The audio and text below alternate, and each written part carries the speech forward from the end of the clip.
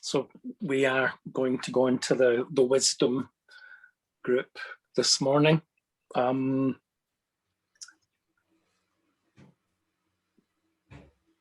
Yeah, I'll just read it first of all.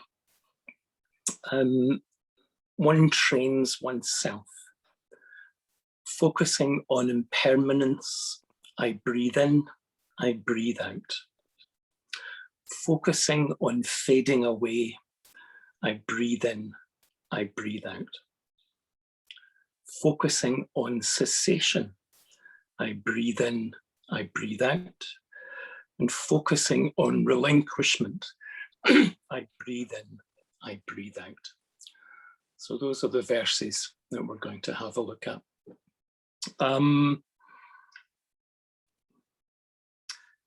A couple of things to say. It's interesting, I think, the structure of the sutta and the structure of the Satipatthana Sutta similarly. So the excuse me.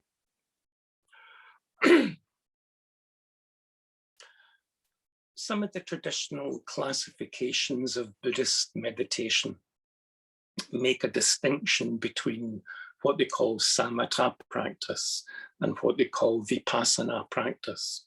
And samatha practice gets described as sort of concentration practice or tranquility practice. And it's mainly gathering together the different psychic energies connecting to your experience, calming experience. And vipassana is more, for want of a better word, sort of analytical, and it's starting to look more deeply at the nature of reality. So that sort of wisdom aspect. One of the things that's interesting, I think, about both Anapanasati and Satipatthana suttas is that they don't make that distinction. They both include both aspects. And the Satipatthana Sutta in particular just keeps switching frameworks. It switches from this sort of deeper connection to ourselves, the deeper connection to ourself leading to a more still, more clear quality of awareness. And that still, clear quality of awareness attending more deeply to the nature of experience. So it just sort of cycles through that within each of the four Satipatthanas. And there's something quite significant in this that I think there's something, when you get to this verse, it doesn't leave the previous verses behind. And I think this beginning with attending to direct experience, that we're connected to our bodies, we're grounded in our bodies, we're alive to how we feel, we're looking at the quality of our awareness, we're setting up this, well, kind of upekkha, really, this quality of stable, available awareness to the whole field of experience. And that doesn't get left behind. That grounded, embodied, stable attention starts to deepen what it's paying attention to.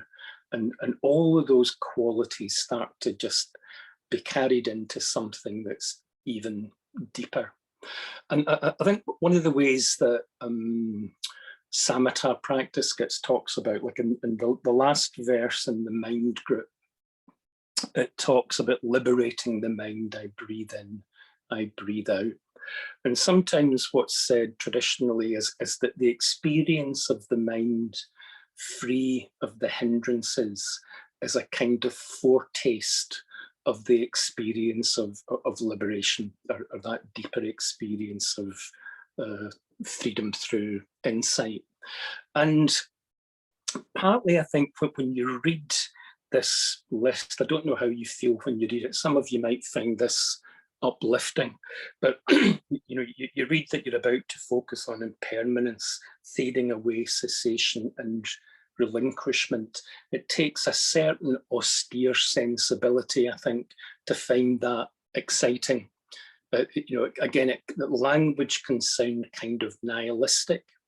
And I think the little exercise that we did yesterday, where you had a sense of what the mind's like when it's driven by clinging, and that, if I can remember some of the adjectives people use, but the lightness, the wholeness, the connectedness that we feel when the craving is less present, that's a hint, I think, to the quality of experience that this verse is trying to point us towards.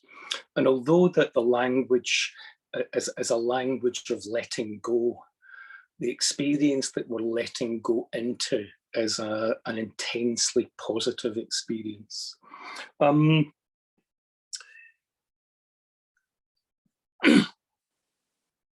Yes, so in this verse, what we're starting to look at is the classic Buddhist framework of descriptions of wisdom or descriptions of vipassana practice. Basically, it's attending to the three lakshanas, the three marks. And this is a really kind of central description of what it is that you attend to if the mind's going to not just briefly or temporarily let go of that obsession with clinging, but we're actually starting to look more deeply at the roots of clinging and the kind of perceptual mistake that we make that gives us a basis for clinging.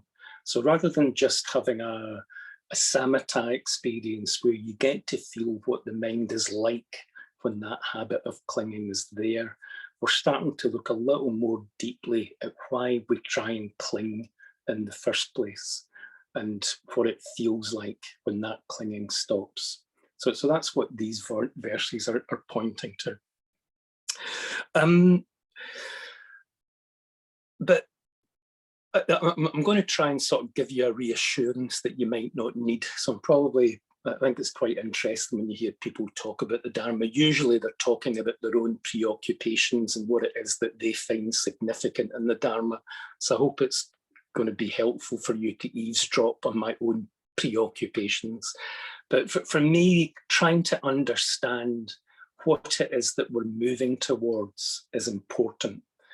Sort of both in the sense of being kind of conceptually clear about it, but also in a sense of understanding it deeply enough for energy to want to move towards it. Fraser Sangharakshita's is that to make spiritual progress, you have to have an imaginative connection to reality beyond self-clinging. So there has to be some feel for what it is that we're moving towards, that we've got a resonance with, that creates a kind of an emotional momentum towards it.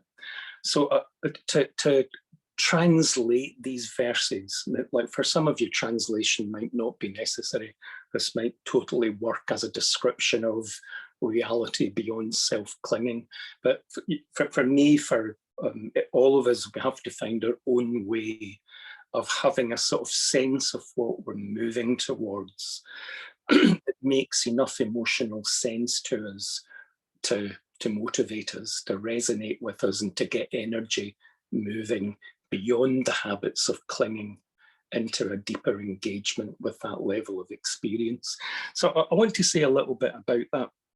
I mean, the context that Bhante talked about that was in the context of sadhana practice. And I think sort of one of the traditional practices for moving towards this experience of awakening is recollection of the Buddha. One of the traditional practices is called Buddhanusati.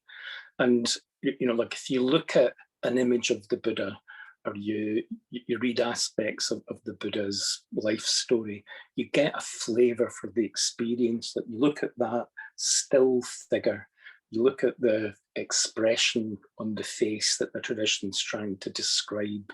So the stillness, the contentment, the kindness, that there's something in the depiction of the lived experience that tells us something that sometimes the more abstract descriptions, even though the abstract descriptions are pointing us towards significant aspects of the experience, you've got to humanize it. You've got to get a sense of what's that like as lived experience. So a traditional way of doing that is the image of the Buddha and the practice of Buddhanussati. But if you don't mind, this is me going totally off script here, but one of the evocations of this that I came across quite early in my Buddhist practice, and it's been a kind of marker for me ever since, it's been a kind of evocation of what I'm moving towards that makes experiential sense to me. And if you don't mind, I'd like to start with that, so I hope it's got a bit of resonance for others. But one of the points that Bhante makes in quite an early essay is that one of the closest parallels to wisdom experience in Western culture is artistic experience. And the kind of quality of awareness that good art is trying to express and trying to communicate gives us a bit of a clue to insight experience. And in the essay, The Religion of Art, he goes into this in quite a bit of depth. And actually what he's saying is not just that there's an analogy between the experience carried by art and carried by culture, but it's fundamentally the same experience that wisdom experience is trying to get at. And I hope this isn't too long, but I wanted to read quite a long quote that I think's for me a very helpful evocation of what these verses are trying to get at. So some of you might be familiar with this, some of you might not, and I hope it's not longer than is really practical or polite, but let me read a bit of an extract from The Religion of Art. So Bhante's, it's a discussion about egolessness and saying you can sort of sum religious practice or spiritual practice up in the language of egolessness. But then he goes on to say, having said that, it doesn't help you that much. You've still got to try and understand what this language of egolessness is trying to get at. So this is a quote from The Religion of Art. He says, in spite of its negative form, the word egolessness, or an unmixed Anglo-Saxon, unselfishness, is far from devoid of positive content. So he then goes on to describe some of the positive content. Selfishness, he says, is simply unwillingness to face new experience. A radical new experience, which we cannot weave into the pattern of our life, demands the changing of the pattern. The ego resists the onrush of new experience because of the changes they involve. For a change in experience means a modification of existence. And though in relation to the new life, such a modification is a birth, in relation to the old life, to the ego, it's felt as a death. And then he goes on, and this is where I think it starts to really directly talk about wisdom experience. And he says, unselfishness, on the other hand, is an openness to new experience, a willingness to die for the sake of being born anew.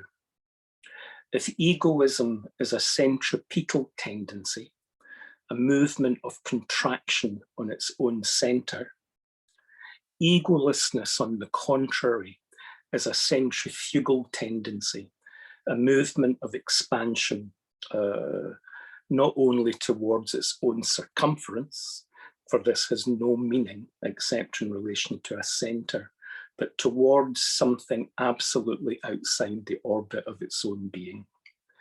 And then he says, openness to new experience is of two kinds. It's external, the world of the senses, and it's internal, the dimension of our own experience.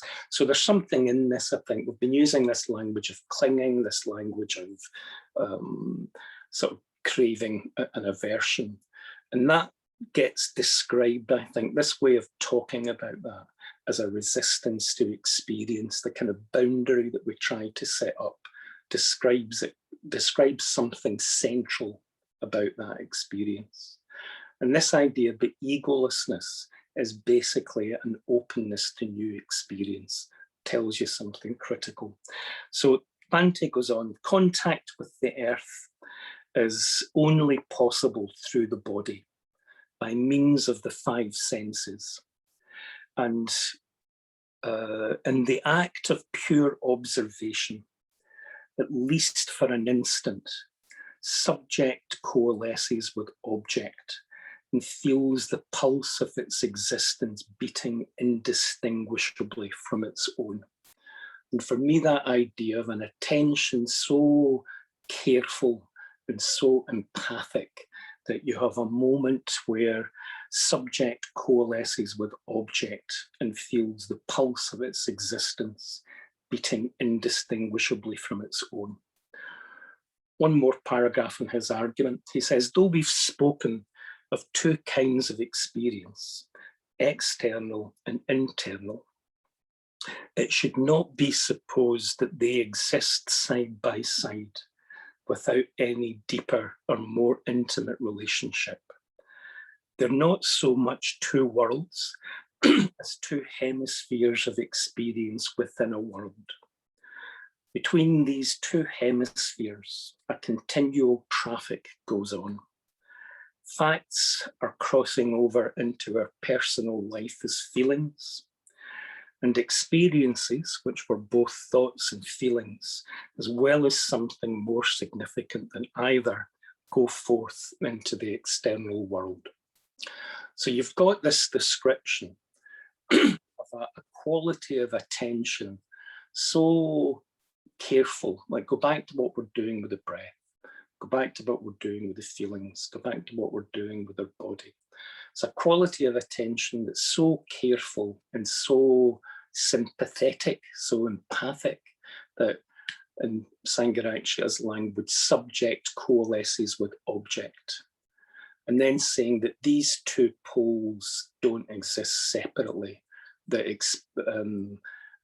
events cross over into experience, thoughts and feelings are expressed into the world, that the boundary between what's self and what's other starts to soften in that more open, attentive awareness.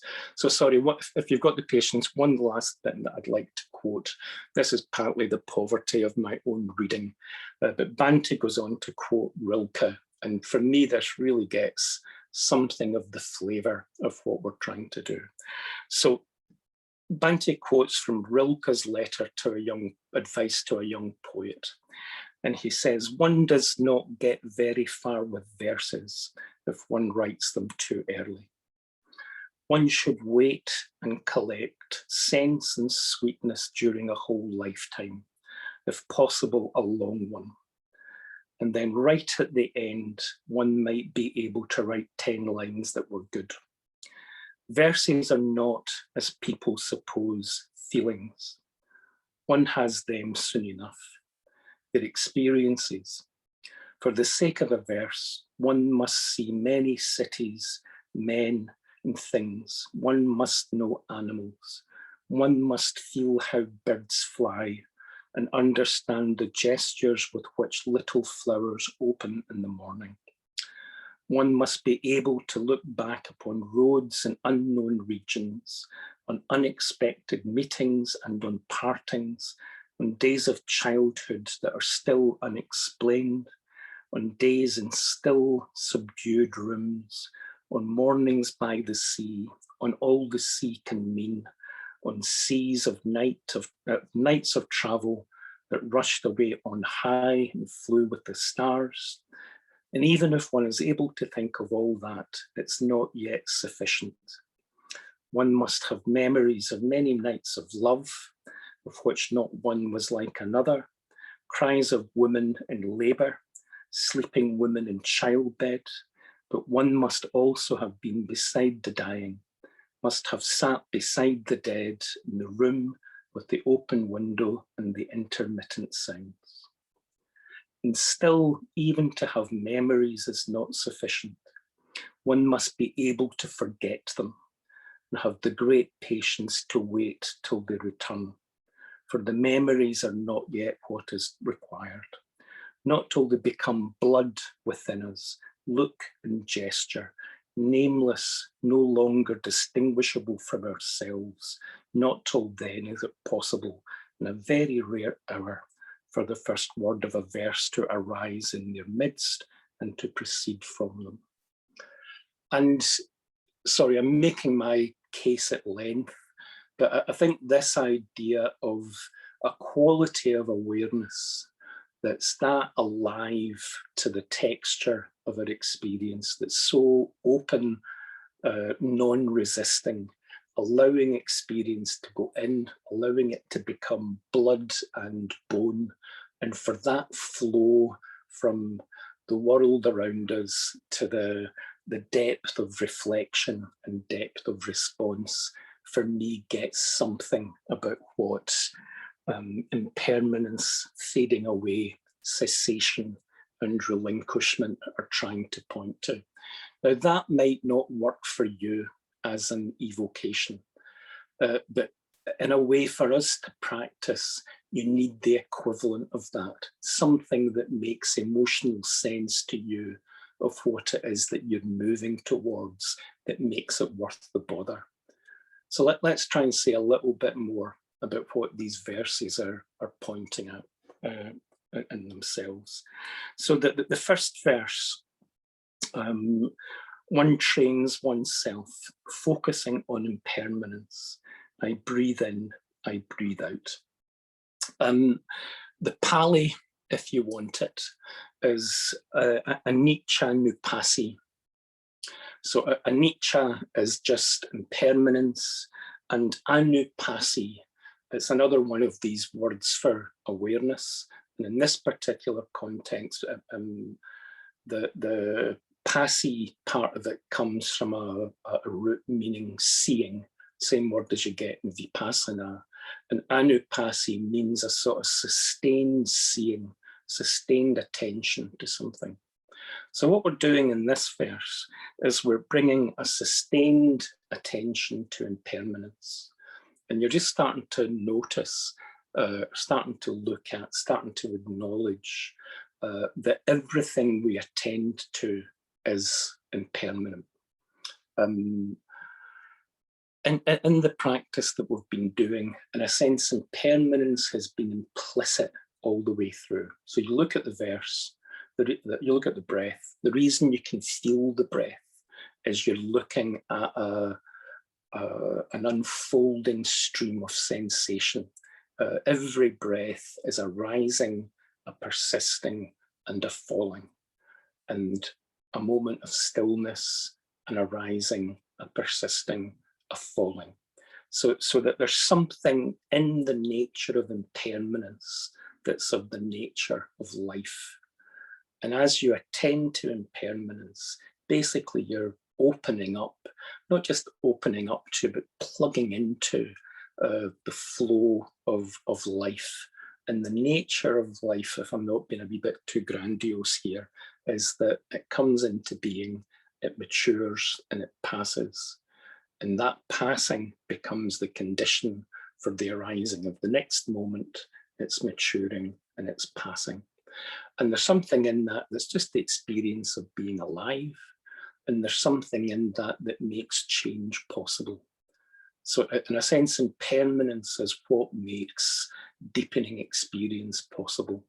We're attending to it, we're shaping the direction of that flow. So the first verse is just moving out of this resistance to experience, this attempt to fix and to divide and to hold. And it's a softening that lets us open into that flow of life, that flow of experience. True of the breath, true of our feelings, true of our mental states. And the Buddhist tradition says it's true of anything that you attend to, that you're looking at this process of arising and passing. And it's just a fact, just that's, if you look at it, it's the nature of things. So that's the first of the lakshanas. The first of the lakshanas is impermanence. The second verse, focusing on fading away, I breathe in, I breathe out. And the word here is viraganupasana. And viraga, the upasana part is the same. It's a sustained attention to viraga. Now, this is a verse where you need to know the Pali to understand what it's getting at. Raga means passionate attachment.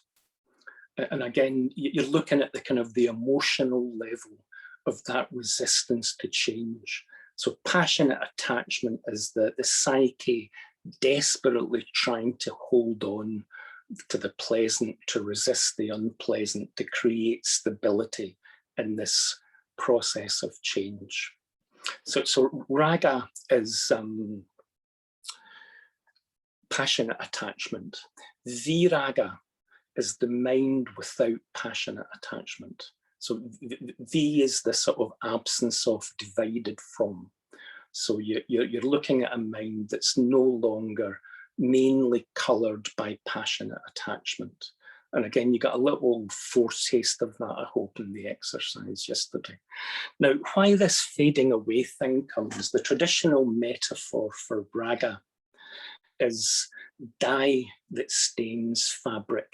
So if you imagine a piece of fabric that's been stained by dye, and what's fading away is the stain. So the metaphor for viraga is a piece of cloth that's pure white. So the fading away isn't just experience. Specifically, it's the fading away of how passionate attachment stains our awareness. And what's being described by viraga is the mind free of the stain of passionate attachment. And it's the fluid, open awareness that allows us to attend to be open to include that whole flow of impermanent experience. So this is the lakshana of dukkha. And the reason it's the lakshana of dukkha is that, somebody says somewhere, Sangharakshita says somewhere, that one of the tragedies of human existence is that we try to get permanent satisfaction from things that are impermanent. And what we're doing here is we're starting to recognize that if everything is rising and passing, that they're never going to be able to provide permanent satisfaction. Doesn't mean that you can't enjoy them, doesn't mean that you can't be intensely appreciatively aware of them. That the level of awareness, if anything, becomes a deeper engagement. But we're no longer expecting something fluid to be a permanent source of satisfaction. So in seeing that, the habit of grasping and the sense of frustration that comes out of trying to grasp something that's impermanent is released. So that the emotional drive that leads to dukkha gets softened. You start to think it's never going to be possible to hold on to something that's impermanent. So the emotional compulsion to do it starts to be released. So this is the attending to the lakshana of dukkha, how we create our own frustration by holding on to something that's impermanent. And it's the mind starting to release, not just on an intellectual level, but on a more emotional level. So that root of craving starts to be weakened. So it's not just the temporary suspension of it that you have in samatha practice. It's you're starting to see the nature of the experience makes that kind of clinging impossible. It's not the nature of what we're attending to. So the compulsion to cling is softened, and there's a sort of deeper liberation, a deeper release into something more open. So that's the next verse. Third verse is focusing on cessation. Nirodhanupasi, I breathe in, I breathe out. And focusing on, this is the anatta lakkhana, the egolessness, the not self lakkhana. And there's maybe two ways of reading this. One is just it's a continuation of the viraganupasi, that the habit of craving is ceasing. So that habitual relationship of the mind to experience loses its compulsion. So there's just a quality of openness. But probably also you can say that one of the things that supports that releasing of craving is attention to the fact that every experience ends. So everything that arises ceases. And there's something about acknowledging the cessation that again sort of undermines that habit of trying to cling, trying to fix.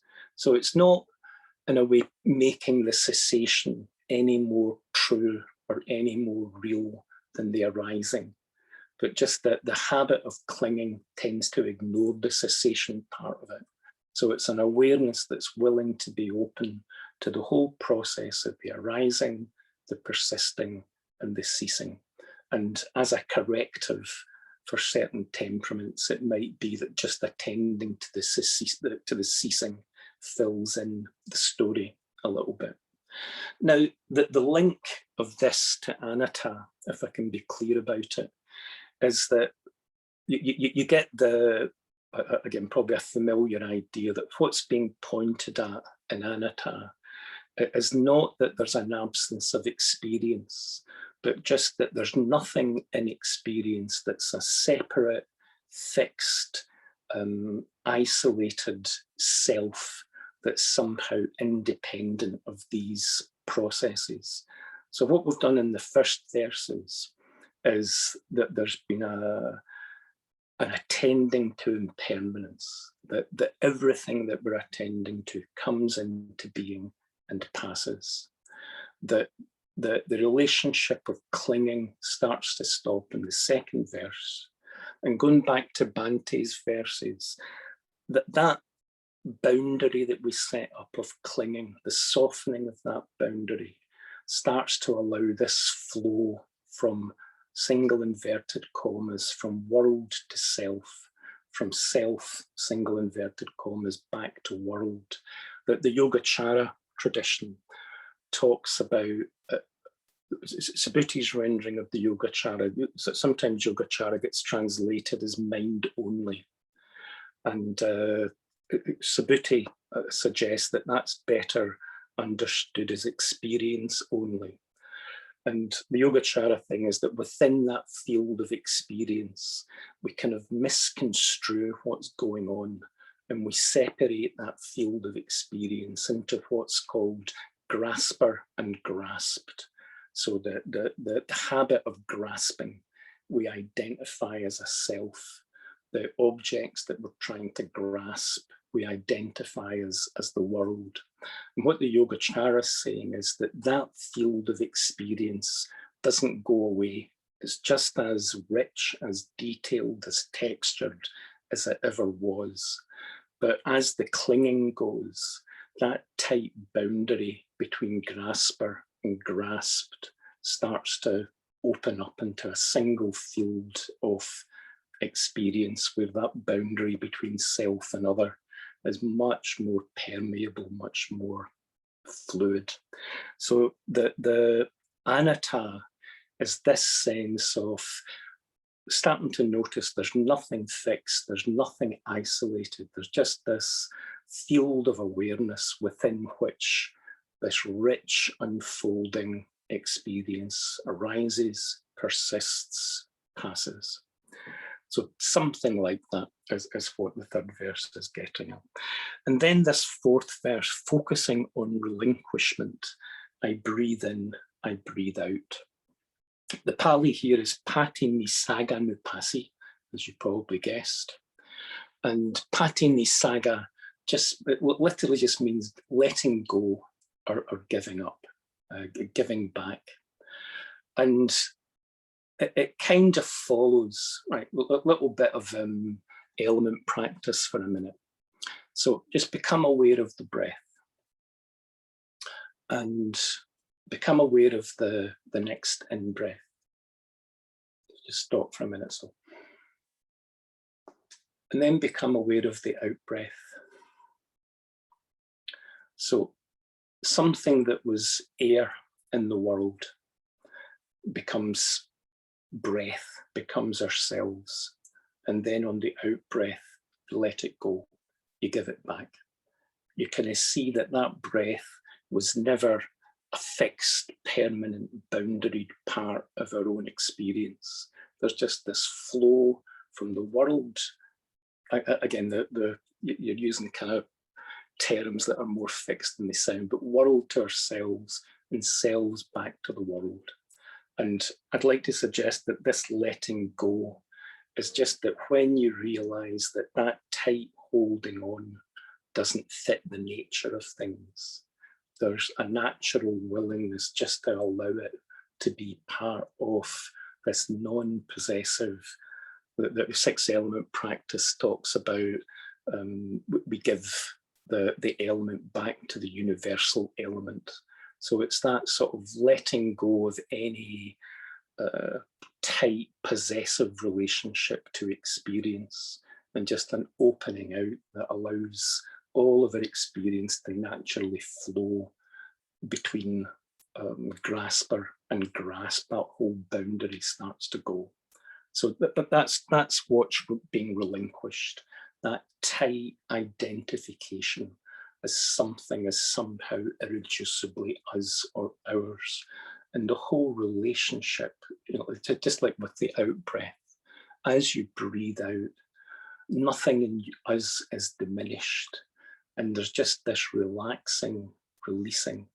And this pattern all the way through the sutta of connecting to experience, taking awareness deeply into it, seeing its nature and letting it go. You're letting go of the tension of the body. You're letting go of the tightness around feeling. You're letting go of the clinging and the mental states. And in this area, you're attending to the whole field of experience as wide open to it as we are to the breath or to the body. We're allowing ourselves to breathe in the whole field of experience, and we're allowing it to be breathed out and let go. And then we breathe in again. So the relinquishment is that relaxing and releasing around all of our experience. And Larry Rosenberg's one-liner, again, you're letting go of what was never there in the first place. In a sense, nothing's lost. It's a waking up, it's an opening up rather than a diminishment of experience. Anyway, this is me talking to myself and trying to reassure myself that what I'm moving into in this practice is a liberation and a deepening rather than the kind of diminution of experience that the language might suggest. It's something much more mysterious, much more beautiful than that. And Rilke, I think, maybe evokes it a little better than the verse does. And the practice, just to come back to earth a little bit, practice is just to start to attend to experience as it rises and falls. And the rest of it unpacks from there, which we'll do in just a minute. Any questions about about the fundamental non-conceptual nature of experience? Any questions?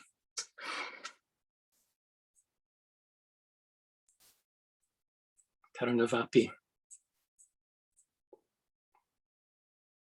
Oh, you're muted. Sorry. In this, you just talked about the 6 element practice and about this kind of using this language of borrowing. I mean, it's a practice that I do quite a lot. And I found that actually that still encourages me to have a sense of ownership, like it's coming in and it's mine, and it's going out and then it belongs to other. So I wonder whether you've got a comment, any thoughts about that?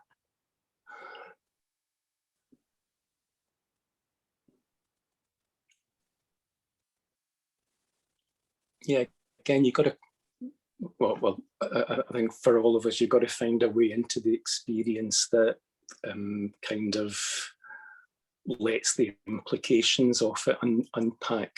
And you need a kind of, so borrowing, as you say, it still leaves that self and other relationship in place. So you need a way of describing that relationship that makes sort of conceptual sense.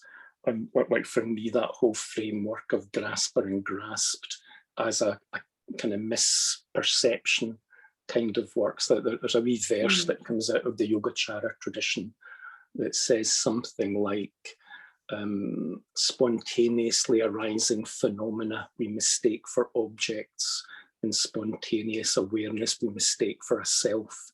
So you've got this arising of phenomena in awareness, that's the fact. And having an idea that the way we split that into self and other doesn't quite fit, so that a way of making conceptual sense of that kind of works. What works for me experientially is Lakshana practice. And I think just this inquiry that wherever I look, everything that's arising passes. That's true of the whole field of experience, whether it's internal or external. And in that, seeing that my own mental states, my own kind of feelings, my own consciousness are as impermanent as anything else, that's a helpful step. But then for me, the kind of what comes from that is again a kind of deep letting go. And that deep letting go is a kind of, it's a liberation to feel that the even the self-identification is a boundary and a limit. So I suppose what I'm saying is you want a pointer that makes sense to you about where your attention is trying to go, and then a practice that supports that. How would you do it? What did you find got you past that borrowing language? More using the language of non-separateness, so that you know, whatever I'm, you know, so in the case of the air element, so I am breathing in the air element, it's still the air element, and then the air element still is flowing out. It's just the same air element. Yeah. So that's that non-separate or sameness seems to work better for me. I hadn't really thought of it as being a sort of conceptual relationship, but it is. It's helpful that I need to think of it like that, if you see what I mean. Yeah. And again, this is me slightly on a hobby horse, but I think if you look at traditional practice, it's very, very carefully contextualized. And I've got a slight caution about looking at this kind of reflection without putting it in a much broader context. So I think what Bhante was saying about translating egolessness as selfishness, I think it's basically looking at some of the deep roots of that self-reference. And I think, for example, ethical practice is an insight practice. So a discipline where our behavior is going from something so referential that we're willing to harm to a relationship to experience where we're committing to not harming and even committing to kindness. So there's a a shift in our whole momentum of being. And in some of the traditional Mahayana frameworks, the reflections on shunyata follow the preliminary practices, and the preliminary practices include 100,000 bodhicitta practices. So it's this reflection that our own suffering and other people's suffering are fundamentally the same. So you've got the ethical foundation of shifting the relationship between self and other. You've got this emotional training of moving away from self-reference into love, basically. But Bhante in the Metta Sutta seminar says that we make a mistake when we think of insight as primarily conceptual, and that the move into a responsiveness to others is a move into a clearer seeing of reality, that reality is self and other. And he says in that seminar that the understanding follows the behavior rather than the other way around. So I think one of the important things is that our whole being is making this shift from self-reference into a whole field that includes self and other. And it expresses itself in ethical practice. It expresses itself in bodhicitta practice. It expresses itself in this kind of reflection. But if you take the reflections out of context, it starts to become, it runs the risk, I think, of becoming a kind of slightly disconnected, slightly kind of not sufficiently deeply felt shift in our awareness. So I think we create that context with all three levels of practice: the ethical practice, the samatha practice, the vipassana practice. They all support this broadening out of awareness and what it feels like, as well as how we understand it conceptually.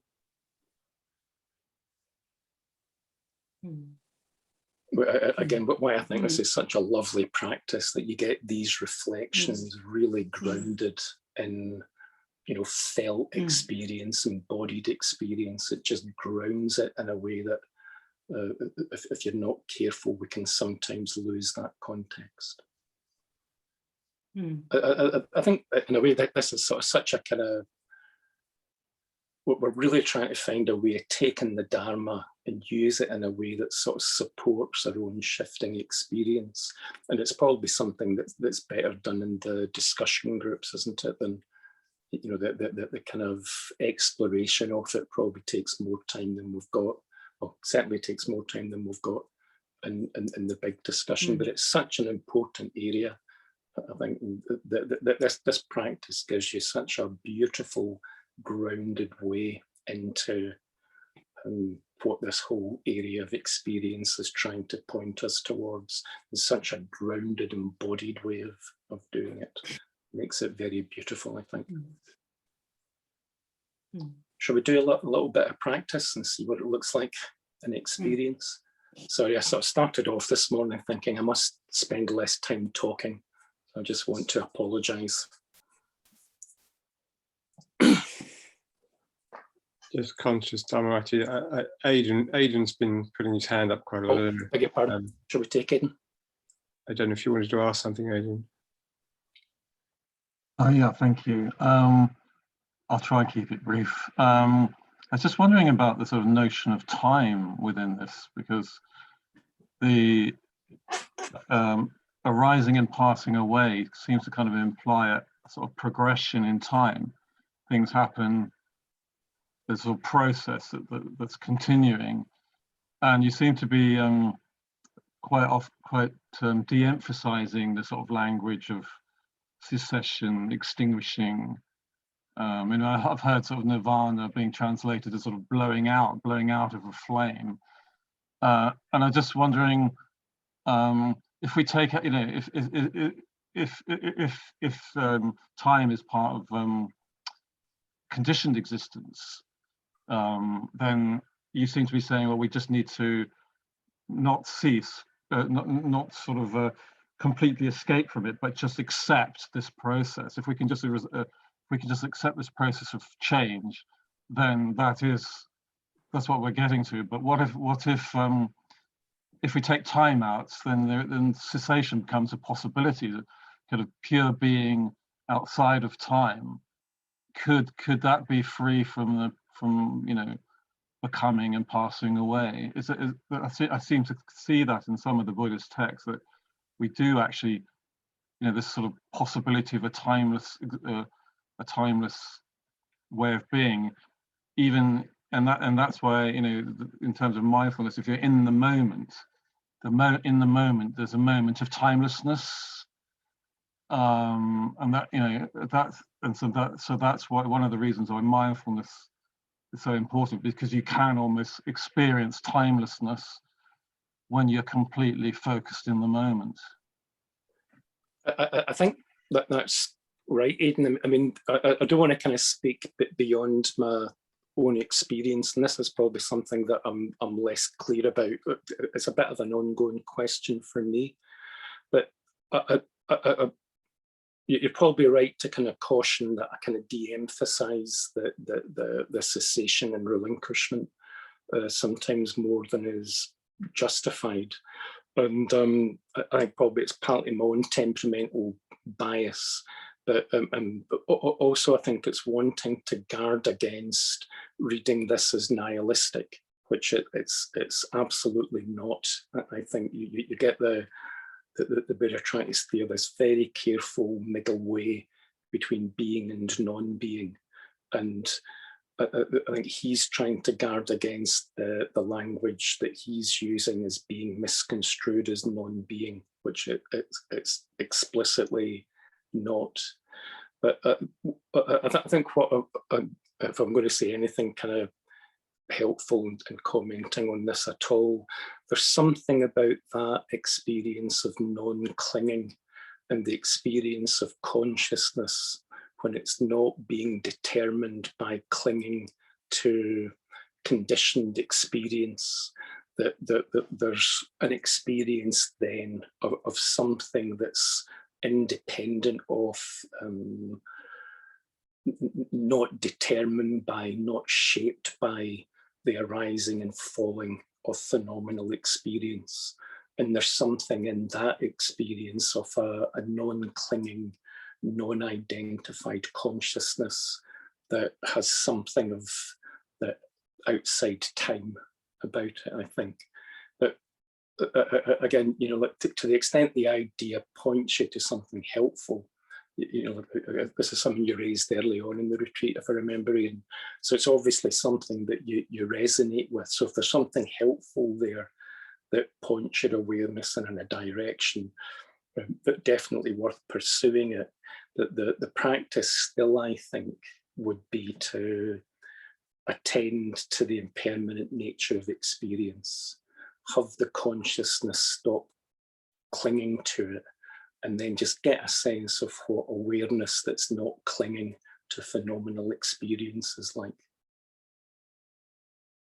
But again, probably this is kind of beyond my competence to be very articulate about, and maybe something that people could explore a bit in the groups.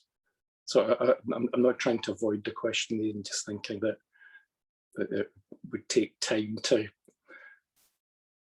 maybe unpack to a point where you were quite able to express what you were getting at. And certainly I could take time to try and be clear. Is that sort of pertinent to the kind of question that you're asking, at least? It is, yeah. It's just, I suppose when you said, I think you said in an earlier session that Buddhism was optimistic rather than pessimistic. I just wondered what I suppose in the West, I feel like we tend to see optimistic as good and pessimistic as bad, and I think we're sort of conditioned by sort of Christian conditioning, to see things as sort of progressing towards something, to respond to suffering or flux by saying, well, actually there is going to be something permanent, you know, in the future. And so we're conditioned to be optimistic, and sometimes pessimism, probably speaking as a pessimist, but you know, pessimism can actually be an antidote to that. In that, you know, in a Buddhism says, but I'm not saying that. I don't think Buddhism is nihilistic, because it's what it's saying is, for me, what it's saying is, you can look at the emptiness of things, and rather than try and find a sort of consoling alternative, you just actually find satisfaction in the fact that things are changing. So it's so it's using pessimism to deconstruct the sort of optimism that we're drawn towards, which is a consoling optimism, and it uses pessimism. But then it says, well, but this actual emptiness and flux is actually, it, you know, can work in your favor, in that you can change. No, I think that's fair enough, and I think that kind of, as it were, realism about the nature of experience in itself is a liberation. And the only caution I have is that I don't want to be reductive about the quality of consciousness that I think practice is pointing to. And I think in that willingness to step out of our, you know, kind of illusions of eternalism and look at the facts, that there's a kind of groundedness and a kind of balance in that that's really admirable. That there's something in the seeing of that the experience that practice is pointing us towards, of this non-clinging, non-identified awareness, is something deeper than just sort of stoic realism. And there's a qualitative shift in consciousness that comes from that releasing of self-identification, that I just want to be careful not to diminish too much. I think it's pointing to something quite profound. So again, sorry, I think that there's always an intention to have a double meditation in here. I've got nothing much more to say about practice. Next couple of days, let's spend more time meditating. And thank you for your patience on this. My suggestion is that we take a breather for, would 5 minutes be enough, or do people want a bit longer than that? You've been attending for a while. Right, so somebody did. So I'm going to take that as meaning 5 minutes is enough. Let's have a 5-minute break that we're attending to. It's just looking a little more deeply into what we've been attending to already, and the other parts of the practice. Let's give people a minute longer to get back.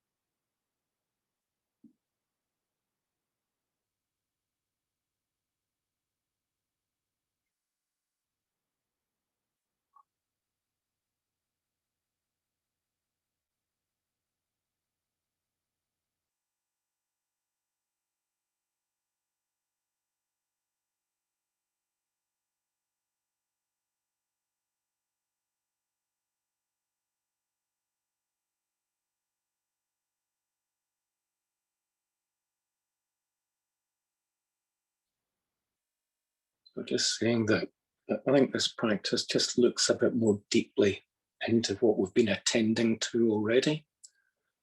Let's just connect back to the practice.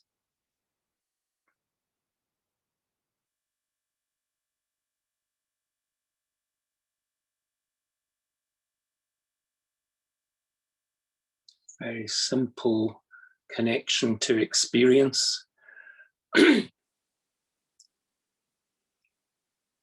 Breathing into the body.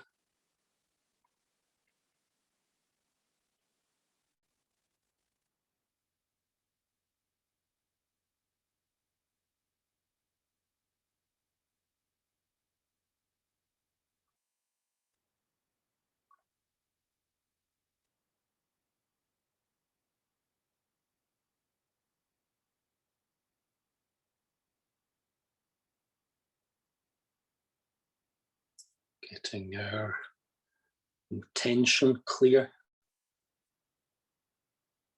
Just reminding ourselves that we're going to be inquiring a little more deeply into our experience for 25 minutes or so.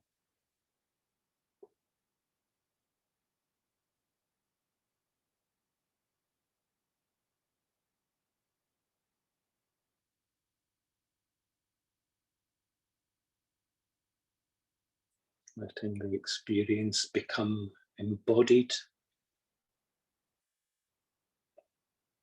Not doing anything abstract. Just feeling what it's like. Sense of rootedness.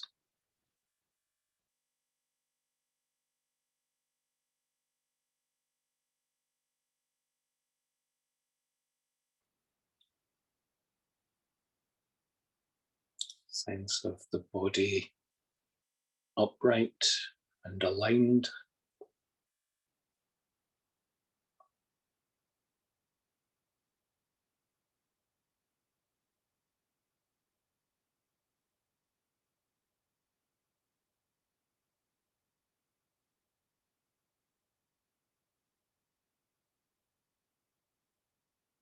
Just becoming aware of the next breath,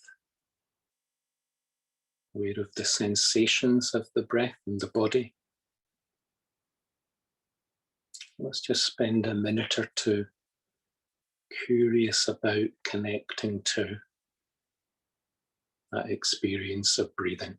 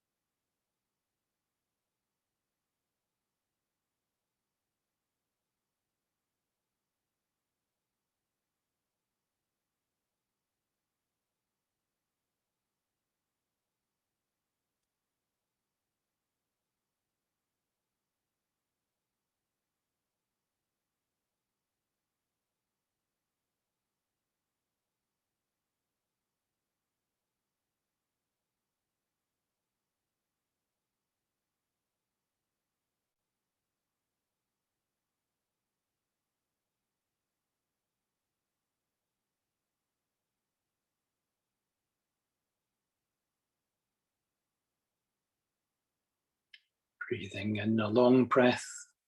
I know I'm breathing in a long breath.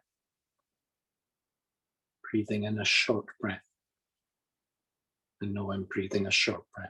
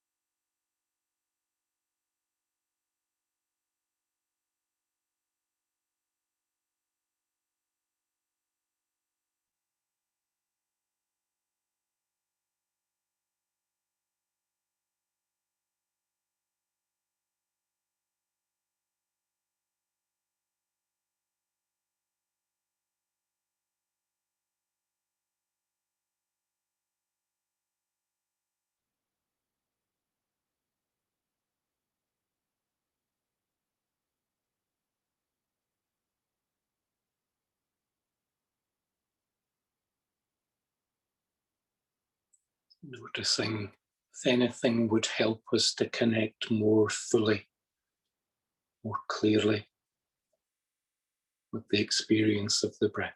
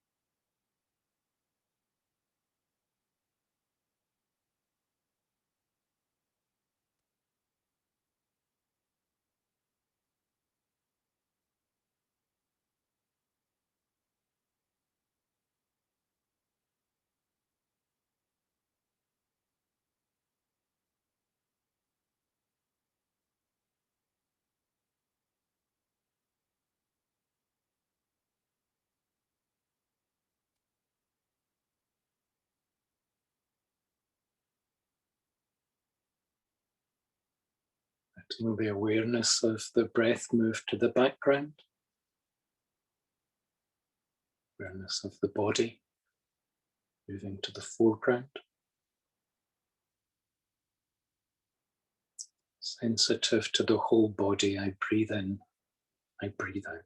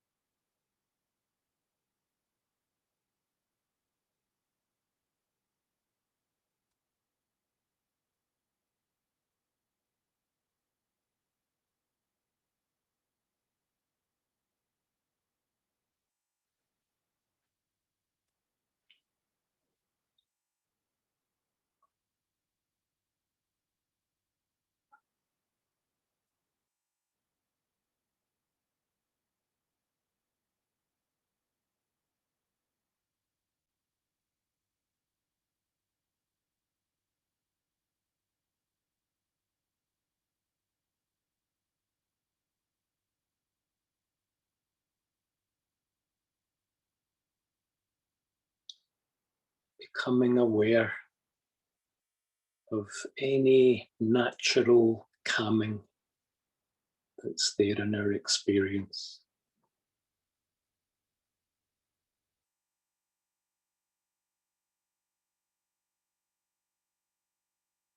As we become more aware of the body, just noticing any natural releasing, relaxing that happens.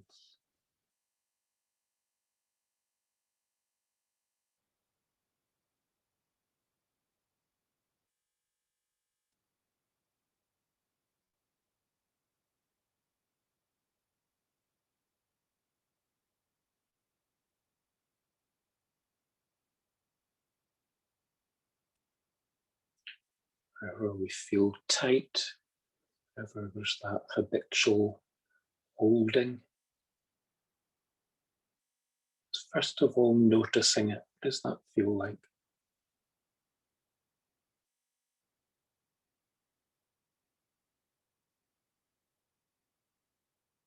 And if it's helpful, breathing into it. And on the out breath, letting it release, letting it go.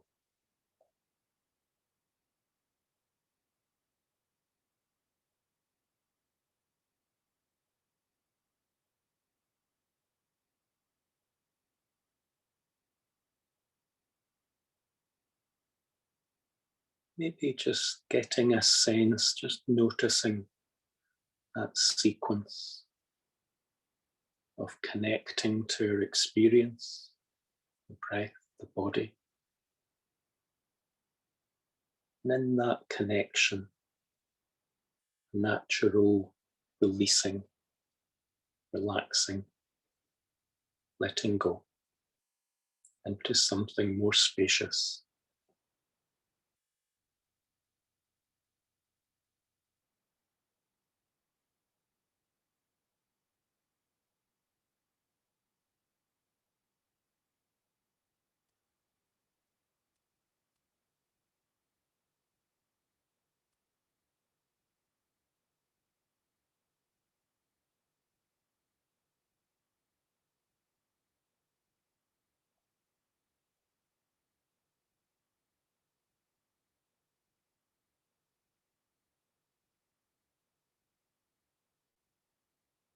Aware of any quality of pleasure that comes from the mind, a bit more awake, a bit more connected to experience. Not trying to force anything, just noticing what's there, giving it a bit of space to unfold itself.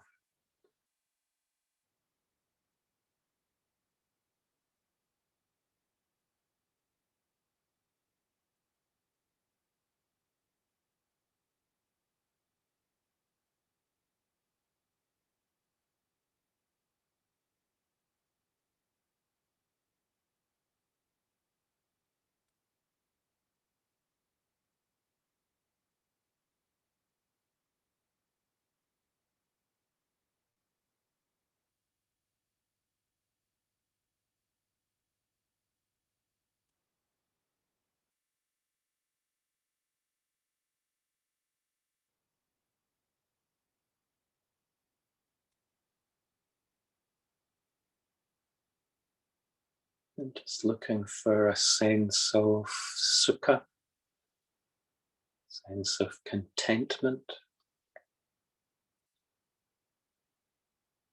just a deepening capacity to be with our experience as it is.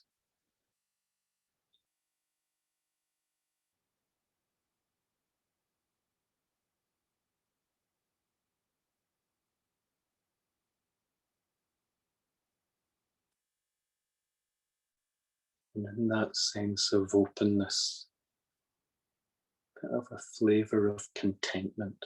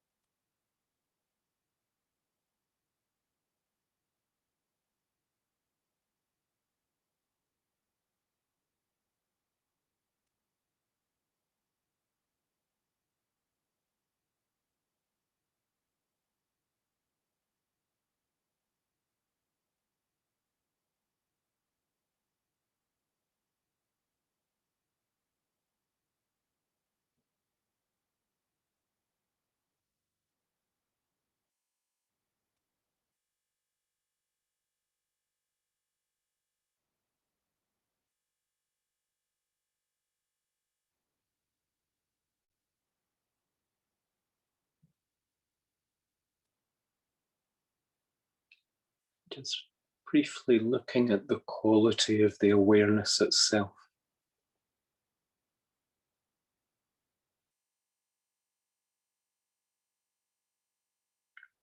For a sense of our awareness open, spacious.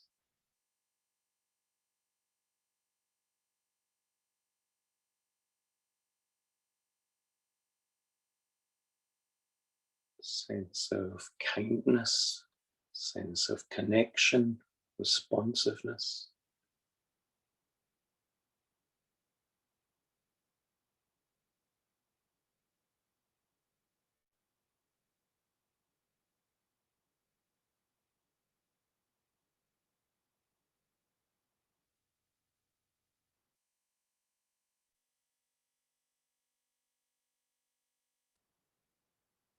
Then from that sense of clearer awareness, deeper attention to ourselves, connection to ourselves, just returning to the breath.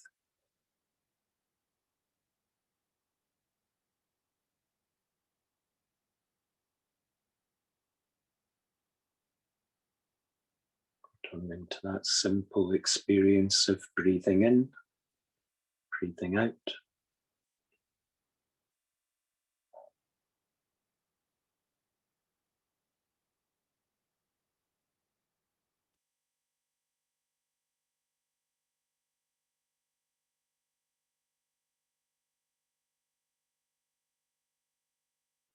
And in particular, just noticing that quality of impermanence in the breath. Nothing different from what we've been doing before. Just that sense of the next breath arising, persisting, and passing.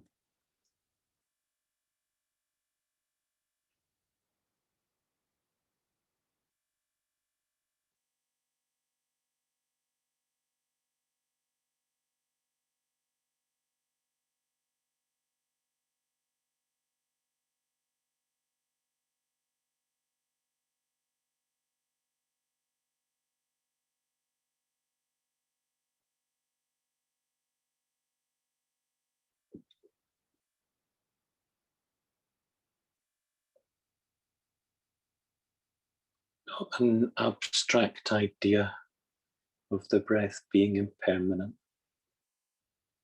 Just an observation, just looking at that unfolding process. That's its fundamental nature.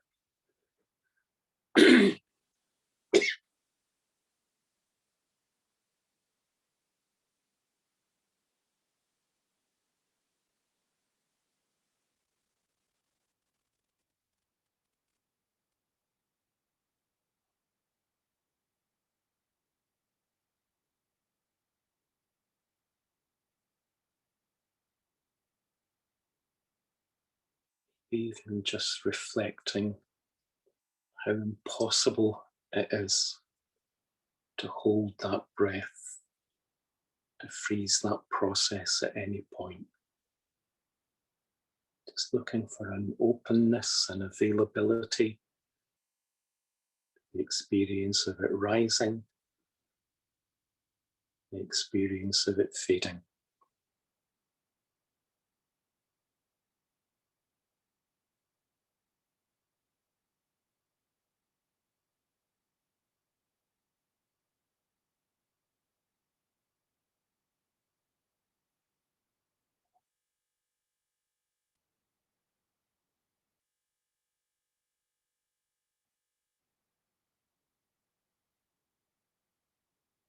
Looking for that sense of letting go in our awareness.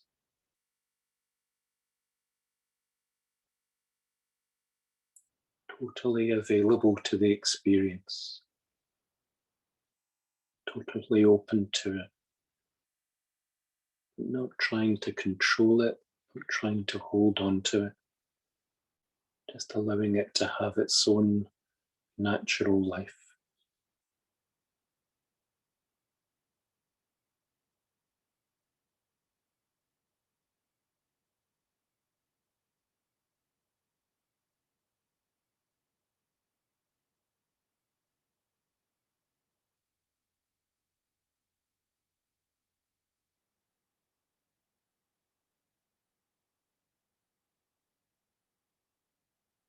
allowing the sensations of the body to come to the foreground again.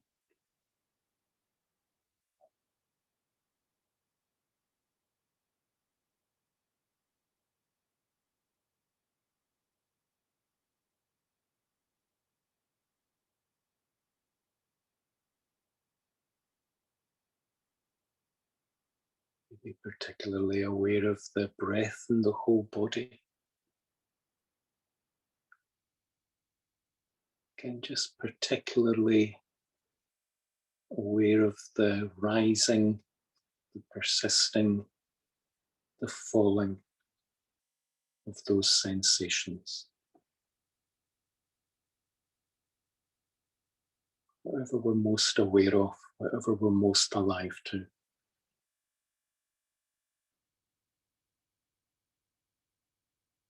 Just getting a sense of how those sensations change from moment to moment.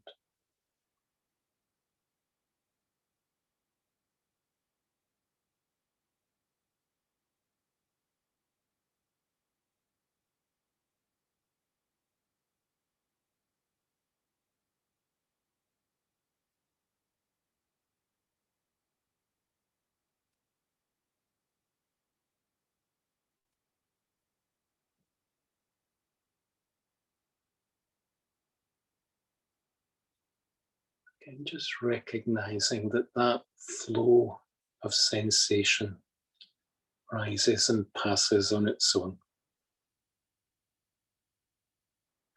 Attending to it, connecting to it.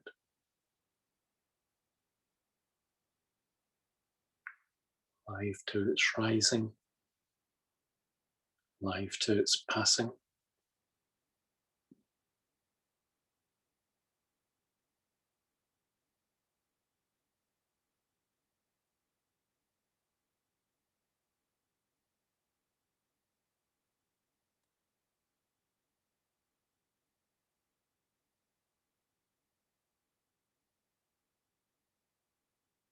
Just looking for that sense of not holding on, not pushing away. Just an open awareness that allows experience to rise. Sense of letting it go.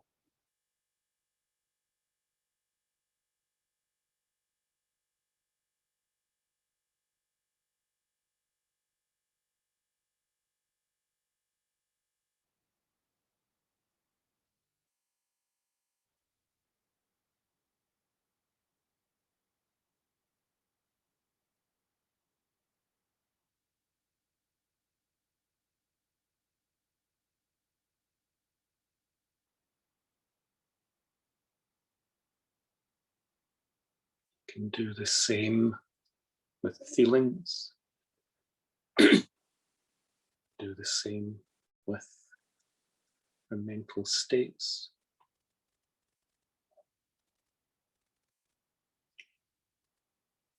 Setting up an open awareness. Whatever comes into our awareness, whatever comes into our attention, it's becoming aware of that flow, arising, passing.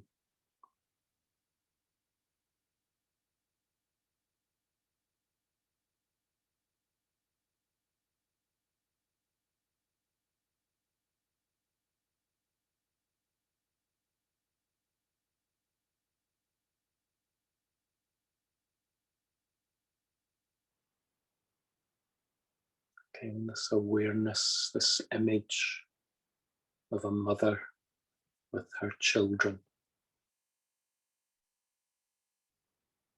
totally present to the experience without getting caught in it.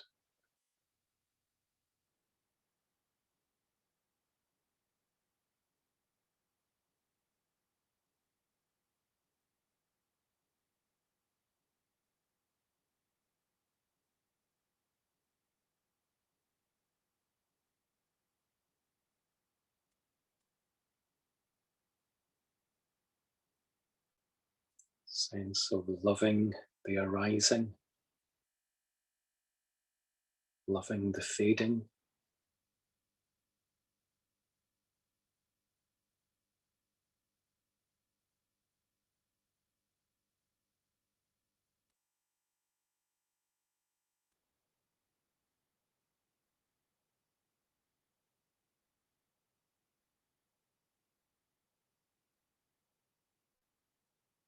Just having that sense of our awareness alive to our experience without being caught in it.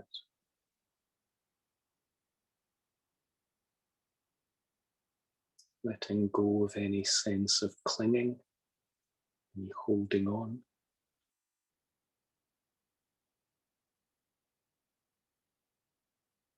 Just relaxing back into that experience of letting go.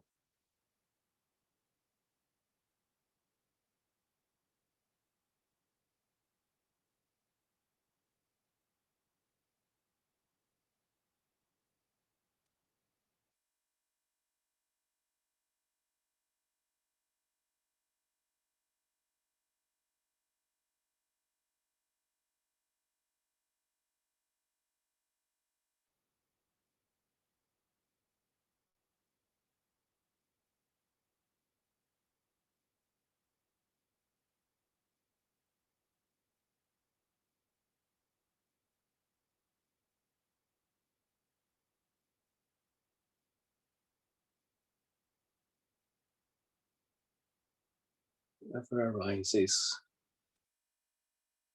connecting to it, turning towards it,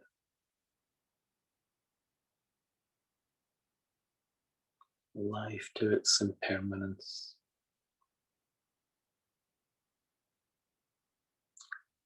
Letting it go.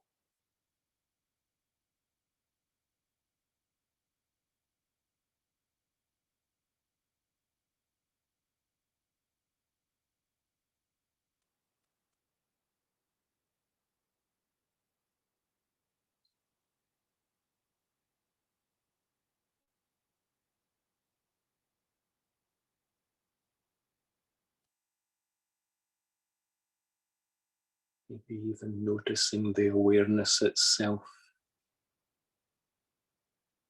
isn't something fixed. Flow of experience.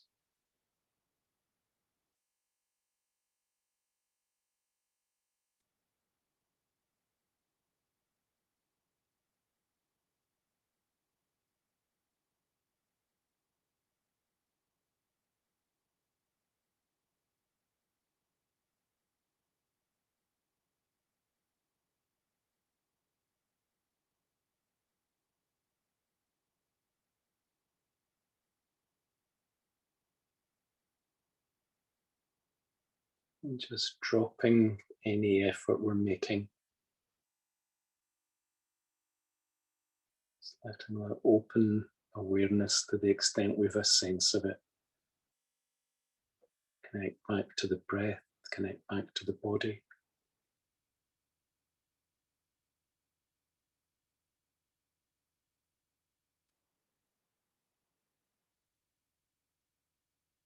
Maybe even a bit of a sense of this as an experience we share with others on the call.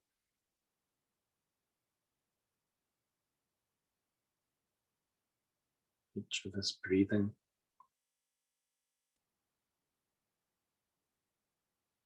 Each of us opening up to that deeper awareness to the extent that we can.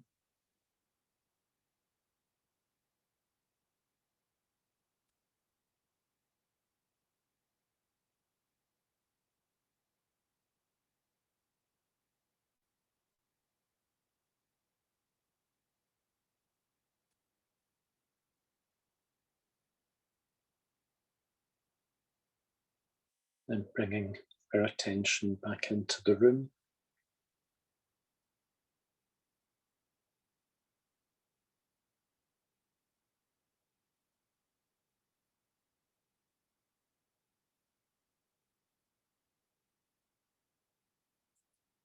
Still keeping some of that sensitivity, this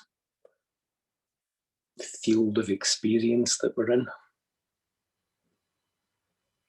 Sort of alive to its changing nature, quality of awareness that we bring to it.